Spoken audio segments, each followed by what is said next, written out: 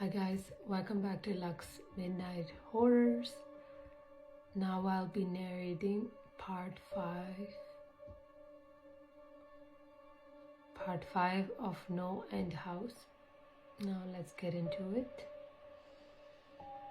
David, you should have listened. And when it spoke, I heard the words of a little girl, but the other form spoke through my mind in a voice I won't attempt to describe. There was no other sound. The voice just kept repeating that sentence over and over in my mind, and I agreed. I didn't know what to do. I was slipping into madness. It couldn't take my eyes off of what was in front of me. I dropped to the floor. I thought I had passed out, but the room wouldn't let me. I just wanted it to end. I was on my side, my eyes wide open, and the form staring down at me. Scurrying across the floor in front of me was one of the battery-powered rats from the second row. The house was toying with me. But for some reason, seeing that rat pulled my mind back from whatever depths it was headed, and I looked around the room. I was getting out of here. I was getting out of there.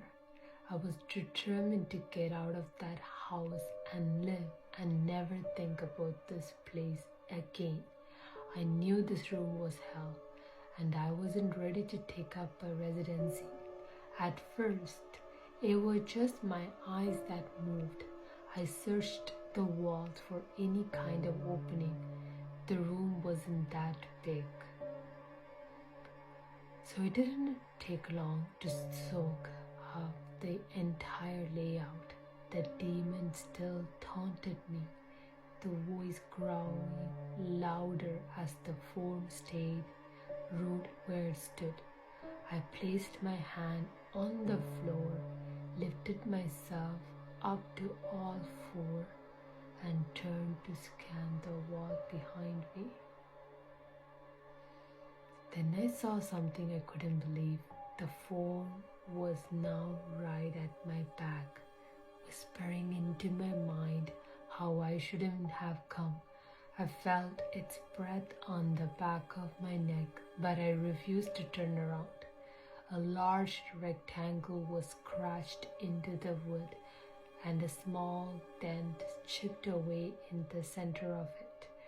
Right in front of my eyes, I saw the large 7 I had mindlessly etched into the wall. I knew what it was. Room 7 was just beyond that wall, where room 5 was moments ago. I don't know how I had done it. Maybe it was just my state of mind at that time, but I had created the door. I knew I had. In my madness, I had scratched into the wall what I needed the most, an exit to the next room. Room 7 was close. I knew the demon was right behind me, but for some reason, it couldn't touch me. I closed my eyes and placed both hands on the large 7 in front of me. I pushed as hard as I could. The demon was now screaming in my ear. It told me I was never leaving. It told me that this was the end, but I wasn't going to die. I was going to live there in room 6 with it. I wasn't. I pushed and screamed at the top of my lungs. I knew I was going to push through the wall eventually. I clenched my eyes shut and screamed, and the demon was gone. I was left in silence. I turned around and was slowly greeted by the room as it was when I entered. just a chair and a lamp. I couldn't believe it. I didn't have time to, I turned back to the 7 and jumped back slightly. What I saw was the door. It wasn't the one I had scratched in, but a regular door with a large 7 on it. My whole body was shaking. It took me a while to turn the knob.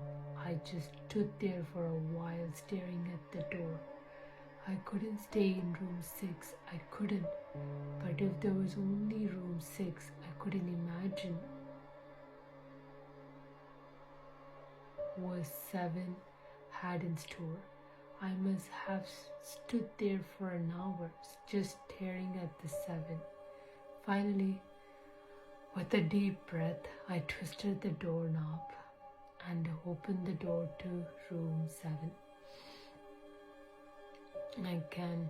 That was it for part 5, guys.